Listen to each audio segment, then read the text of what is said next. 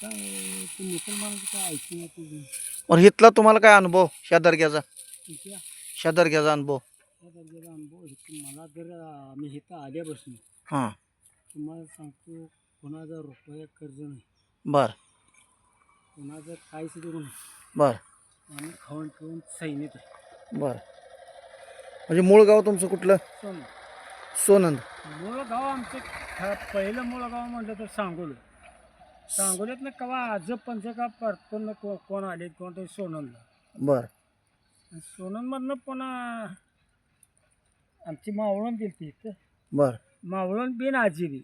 बर मग ती काय त्यांचा पोरगा असा तुमच्या वयाचा होऊन वारला. बर वारल्यावर आम्ही वडील आमचं तकडलं सोडून दिलं.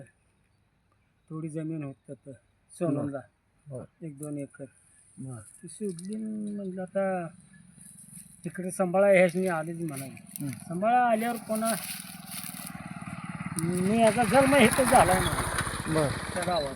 बर पूर्ण नाव काय तुमचं? पूर्ण हं? तात्यासाहेब दौलतराव देशमुख. तात्यासाहेब दौलतराव देशमुख देशमुख.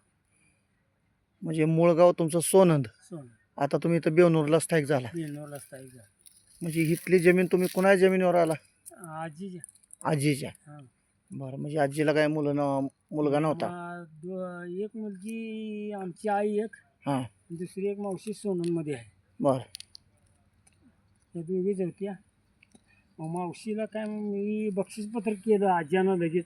बरं थोडीफार त्यांच्या नावावर राहिली होती हं. त्या ठेसनाकडे मिळाली बरं ती जमीन. ते मग त्यातली माझी माझ्या नावावर होती झाली वडील वारल्यावर. बरं आणि म्हणलं कशाला तंगवाड करत बसतात, घेतलेलं का त्यातलं 4 एकर आणि घेतलं 2 एकर तेवढं पिकते म्हणलं. बरं हा योग्य याला जाऊ दे म्हणलं, कशाला आणि तुम्ही कशाला आशा घालताय त्याला. बरं मग त्यातलं पुन्हा मग सारे असेच ती आली बसली. मग पुन्हा ती मावशी नव्हती काका बी नाही. हं. वाढल्यावर पोरांनी म्हणते पोरं म्हणते हां आपलं आपण ही व्यवस्थित करून घेऊ. बरं व्यवस्थित करून घ्या म्हणजे तकडलं घेतलं होतं ते उतार काढून ती पोरं आली सारी खरेदी केली. हं. आणि त्यातले राहिले जमीन म्हणलं तुम्हाला केव्हा पाहिजे तेव्हा एनी टाईम मला या म्हणा. त्या दिवशी येतो. एक दिवस लेट राहिलो तरी मी तर राहतो म्हणलं. ते सांगोलमध्ये शिक्षक आहे हं. तुझ्यापाशी राहतो म्हणलं. सकाळ उठून काम करून पुन्हा जातो मी. वय काय तुमचं? वय माझं 77 आहे. 77. मुलं किती तुम्हाला? मुलगा एक होता ते वारला. बरं मी आता ती खेळते ती पोरती तेच आहे. मुलाचा नातो हं. म्हणजे एक मुलगाच होता. मुलगी? मुली 4 होत्या. चारी मुली लग्न झाले.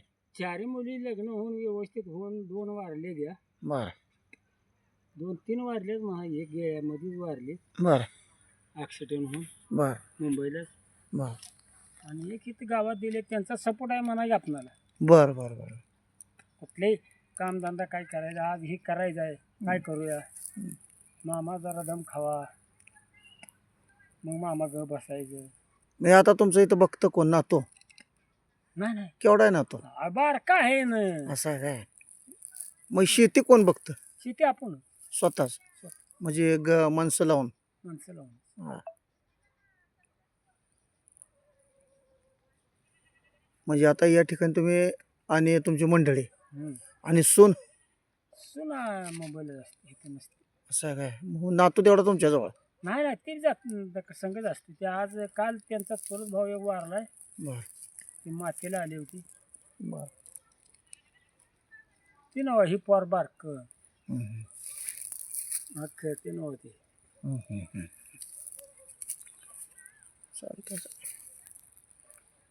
तर या दर्ग्याविषयी येथे असणारे रहिवासी साहेबराव दौलतराव तात्यासाहेब दौलतराव देशमुख दौलतराव देशमुख यांनी या दर्ग्याची संपूर्ण माहिती दिली आहे.